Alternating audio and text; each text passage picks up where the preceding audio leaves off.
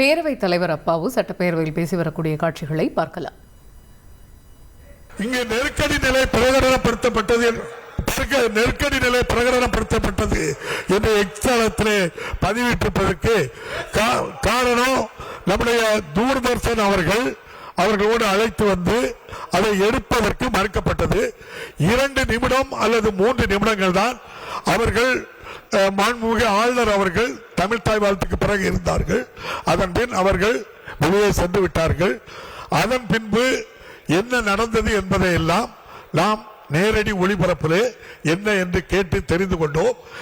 இதுவரை இருந்த டிடிக்கு பதிலாக இப்போது நம்முடைய தமிழ்நாடு அரசினுடைய டிஐ அண்ட் பிஆர் நிறுவனம் முழுமையாக இப்போது செயல்பட்டு கொண்டு இருக்கின்றது. ஆங்காங்கே புதிதாக இவர்கள் இதை ஏற்றுக்கொண்டு அவர்கள் அந்த ஒளிபரப்பை செய்கின்ற காரணத்தினால் சில நேரங்களில் சில நிறை குறைகள் இருந்தாலும் நிச்சயமாக அது நிவர்த்தி செய்யப்பட்டு இந்த அரசு முதலாக கேள்வி பதில் ஆரம்பித்து முதலமைச்சர் பதில் இருந்து மற்ற அமைச்சர்கள் பதில் வரைக்கும் முக்கியமான நிகழ்வுகள் வரை இப்போது நேரடி ஒளிபரப்பு பண்ணி கொண்டிருக்கின்றோம்.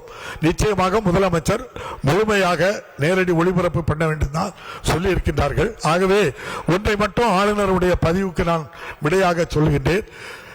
மாண்புமிகு ஆளுநர் அவர்கள் டிடியை அவர்களோடு அந்த பொதிகை தொலைக்காட்சியை கொண்டு வந்து ஏதாவது இங்கு தொலைக்காட்சியிலே படம் பிடித்து அதை வெட்டி ஒட்டி ஏதாவது செய்யலாம் என்று நினைத்து வந்ததை இந்த அரசு கண்டுபிடித்து அவரால் கொடுக்கப்பட்ட நெருக்கடியில் இருந்து இந்த அரசை இந்த பேரவையை மீட்டது மாண்புமிகு முதலமைச்சருடைய நிர்வாகம் தான்.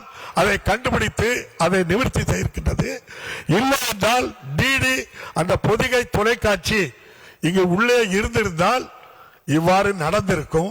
அது நடக்க முடியவில்லையே என்ற காரணத்தினால்தான் நம்முடைய மாண்புமிகு ஆளுநர் அவர்கள் இப்படிப்பட்ட பதிவுகளை போட்டு தமிழக மக்களையும் தமிழக மக்களால் தேர்ந்தெடுக்கப்பட்ட சட்டமன்ற உறுப்பினர்களையும் இது அவமானப்படுத்துகின்ற ஒரு செயலாக செய்வது வன்மையாக இந்த பேரவை கண்டிக்கிறது. நிச்சயமாக நம்முடைய மாண்புமிகு ஆளுநர் அவர்கள் இப்படிப்பட்ட நிலைப்பாடை எடுக்க வேண்டிய அவசியம் இல்லை. இந்திய அரசியலமைப்பு சட்டம் 176 படி அமைச்சரவை எழுதி கொடுக்கின்ற தீர்மானத்தை வாசிப்பது மட்டும்தான் அவருடைய ஜனநாயக கடமை. அவர் இது தேசிய கீதம் முதலில் பாடுங்கள் என்று கோரிக்கை வைப்பதற்கு எந்த உரிமையும் இல்லை. அதாவது ஆளுநர் அவர்கள் சட்டப்படி நடவடிக்கை நடக்க வேண்டுமே தவிர கோரிக்கை வைத்து எங்களுக்கு இது தாருங்கள் என்று கேட்பது முறை அல்ல. கோரிக்கை வைப்பது சாதாரண மக்கள் எங்களுக்கு 1000 ரூபாய் வேணும் கோரிக்கை வைக்கலாம். நம்முடைய மாண்புமிகு கலைஞர் வீடு கட்டும் திட்டம் கோரிக்கை வைக்கலாம். ஒரு சட்டம் சார்ந்த அரசியலமைப்பு சட்டம் சார்ந்த பேரவை விதிப்படி நடப்பதில் இவ்வாறு செயல்படக்கூடாது என்பதை நான் மீண்டும் ஒரு முறை வலியுறுத்தி நம்முடைய 6/1/2025 பேரவையில் அரசியலமைப்பு சட்டத்தின் கீழ் தனக்கு பணிக்கப்பட்டுள்ள கடமையை ஆற்ற மாண்புமிகு ஆளுநர் அவர்கள் இப்பேரவைக்கு வருகை தந்திருக்கிறார்கள். எதிர்க்கட்சியைச் சேர்ந்த சில உறுப்பினர்கள் பேரவை விதிகளுக்கு மாறாக பதாதைகளை தாங்கி ஆளுநரை உரையாற்ற விடாமல் இடைமறித்தும் கூச்சலிட்டும் திட்டமிட்டு குழப்பம் விளைவித்துக் கொண்டிருந்தனர். பேரவை விதி 17 கீழ் ஆளுநர் உரைக்கு முன்னர் இடையூறு செய்யக்கூடாது என இருந்தாலும் ஜனநாயக முறைப்படி அமைதியான முறையில் தங்களுடைய எதிர்ப்பை தெரிவிக்கலாம். ஆனால் விதிகளின்படியும் மரபுகளின்படியும் அன்றி நடந்தவற்றை எவராலும் ஏற்றுக்கொள்ள முடியாது. கடந்த 2023 அன்று ஜனவரி திங்கள் 9ஆம் நாள் இங்கே மாண்புமிகு ஆளுநர் அவர்கள் உரையாற்றும் முன்னிலையில் ஜனநாயக முறைப்படி மரபையொட்டி எதிர்க்கட்சிகள் நடந்து கொண்ட முறையை சுட்டிக்காட்டி அது தவிர்க்கப்பட வேண்டும். அவர் உரையாற்ற வருகையில் இடையூறு செய்யக்கூடாது என தீர்ப்பளித்திருந்தேன். கடந்த 6ஆம் தேதியும் ஆளுநர் அவர்கள் உரையாற்றுகையில் எதிர்க்கட்சிகளைச் சேர்ந்த மாண்புமிகு உறுப்பினர்கள் இங்கே நடந்து கொண்ட விதத்தை நீங்கள் அனைவரும் அறிந்துள்ளீர்கள். இது குறித்து உரிய நடவடிக்கை எடுக்கப்படும் என்று அன்றே தெரிவித்திருந்தேன். இச்சம்பவம் குறித்து உரிய நடவடிக்கை நிச்சயமாக எடுக்கப்பட வேண்டும் என்றும் அவை உரிமை மீறிய செயல் என்றும் என்னிடத்திலே காலையில் இருந்து பல்வேறு கட்சிகளைச் சேர்ந்த உறுப்பினர்களும் வலியுறுத்தியுள்ளார்கள். அன்றைக்கு அவை நடவடிக்கைகளுக்கு குந்தகம் விளைக்க வேண்டும் என்றே விதிகளுக்கு மாறாக மரபுகளை பின்பற்றாமல் குழப்பம் விளைவித்த எதிர்க்கட்சி உறுப்பினர்கள் மீது உரிய நடவடிக்கை எடுக்கப்பட வேண்டும் என்பதில் அனைவருக்குமே ஒருமித்த கருத்து உள்ளதாலும் வருங்காலங்களில் இந்த நிகழ்வு என்பது தவறான முன்னுதாரணமாக அமைந்துவிடக் கூடாது என்பதையும் நான் ஏற்றுக்கொள்கிறேன். ஆகவே 6/1/2025 அன்று பேரவையில் நடைபெற்ற இந்நிகழ்வினை மேலெழுந்த வாரியாக பார்க்கும்போது இது அவை உரிமை மீறிய செயலாக இருப்பதால் இது குறித்து விசாரித்து ஆய்ந்து அறிக்கை அளிப்பதற்காக பேரவை விதி 226 கீழ் அவை உரிமை குழுவிற்கு அனுப்பி வைக்கிறேன். பேரவைக்கு ஒரு அறிப்பு. தமிழ்நாடு சட்டமன்ற பேரவை விதி 9(1) கீழ் கீழ்காணும் உறுப்பினர்கள் இப்பேரவையின் 7வது கூட்டத்தொடருக்கான மாற்று தலைவர்களாக பேனல் ஆப் சேர்மன் நியமிக்கிறேன். திரு க அன்பழகன், திரு நா ராமகிருஷ்ணன், திரு SR ராஜா, திரு தா உதயசூரியன், திரு துரை சந்திரசேகரன், திரு செஞ்சி கே மஸ்தான். குழுவின் அறிக்கைகள் அளித்தல். பேரவை முன் வைக்கப்பட்டுள்ள ஏடுகள். குழுவின் அறிக்கை அளித்தல். மாண்புமிகு உறுப்பினர் டாக்டர் ரா லட்சுமணன். பேரவை முன் வைக்கப்பட்டுள்ள ஏடுகள் குழு தலைவர்.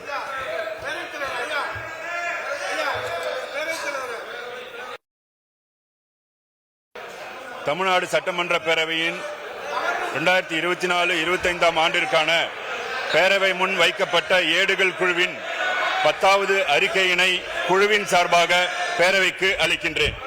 அரசினர் சட்ட முன்வடிவு திரும்ப பெறுதல். 2022 ஆண்டு தமிழ்நாடு சித்த மருத்துவ பல்கலைக்கழக சட்ட முன்வடிவு சட்டமன்ற பேரவை சட்ட முன்வடிவு எண் 26/2022 மாண்புமிகு மருத்துவம் மற்றும் மக்கள் நல்வாழ்வுத்துறை அமைச்சர் அவர்கள்.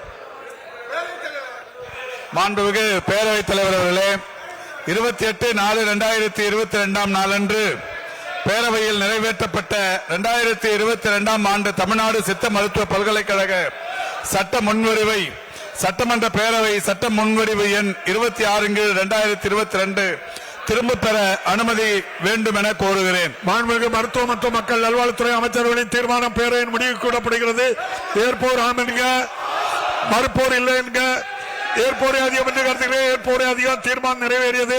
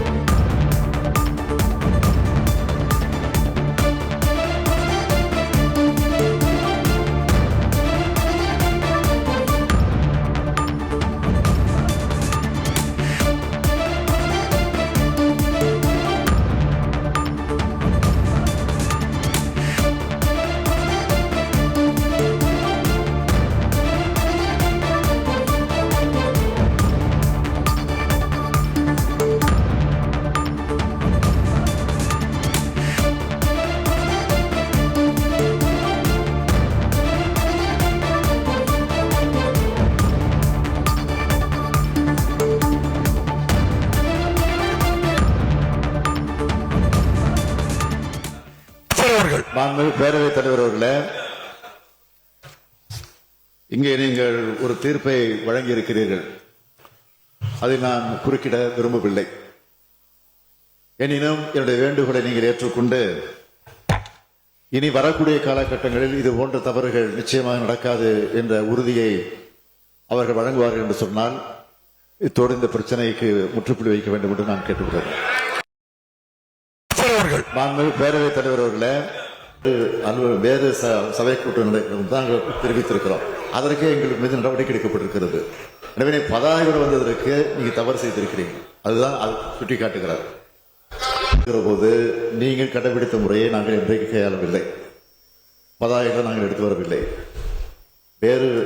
வேறு சபை கூட்டம் நாங்கள் தெரிவித்திருக்கிறோம். அதற்கே எங்கள் மீது நடவடிக்கை எடுக்கப்பட்டிருக்கிறது. எனவே பதாகைகள் வந்ததற்கு நீங்க தவறு செய்திருக்கிறீங்க. அதுதான் சுட்டி காட்டுகிறார். இதுதான் என்னுடைய கருத்து. காரணம், கவர்னர் உரை முன்கூட்டியே உங்களுக்கு தெரியும். கவர்னர் உரை தான். கவர்னர் உரை நடைபெற போது நீங்க பதாகைகள் வந்து தவறு சபை நடக்கிற சபைக்கு 10,000 ரூபாய் தவறு என்பது சொல்லி எங்கள் மீது நடவடிக்கை எடுத்திருக்கீங்க, உரிமைக்குள்ள அனுப்பிச்சு நடவடிக்கை எடுத்திருக்கீங்க. நான் சபாநாயகர் கேட்டுக்கொள்ள விரும்புவது 10,000 வந்திருக்கக்கூடிய உறுப்பினர் மீது நீங்கள் என்ன நடவடிக்கை எடுக்கப் போவது என்பதுதான் கேள்வி.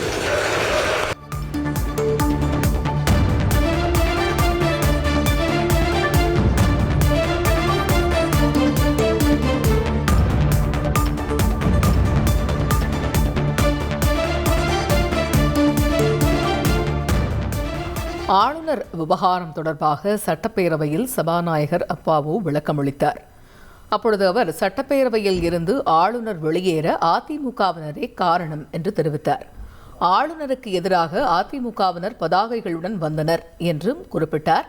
அது மட்டுமின்றி தேசிய கீதம் முதலில் பாட வேண்டும் என்று சொல்ல ஆளுநருக்கு அதிகாரம் இல்லை என்று தெரிவித்தார் சபாநாயகர். எழுதி கொடுப்பதை வாசிப்பது மட்டும்தான் ஆளுநரின் வேலை என்றும் கோரிக்கை எதுவும் வைக்க முடியாது என்றும் கூறிக்கொண்டிருந்தார். இதனிடையே சட்டப்பேரவையில் சபாநாயகருடைய கருத்துக்களை கண்டித்து அதிமுக உறுப்பினர்கள் அமளியில் ஈடுபட்டனர். பேரவைத் தலைவர் அவர்களே, இங்கே நீங்கள் ஒரு தீர்ப்பை வழங்கியிருக்கிறீர்கள், அதை நான் குறுக்கிட விரும்பவில்லை. எனினும் என்னுடைய வேண்டுகோளை நீங்கள் ஏற்றுக்கொண்டு இனி வரக்கூடிய காலகட்டங்களில் இது போன்ற தவறுகள் நிச்சயமாக நடக்காது என்ற உறுதியை அவர்கள் வழங்குவார்கள் என்று சொன்னால் இத்தோடு இந்த பிரச்சனைக்கு முற்றுப்புள்ளி வைக்க வேண்டும் என்று நான் கேட்டுக்கொள்கிறேன்.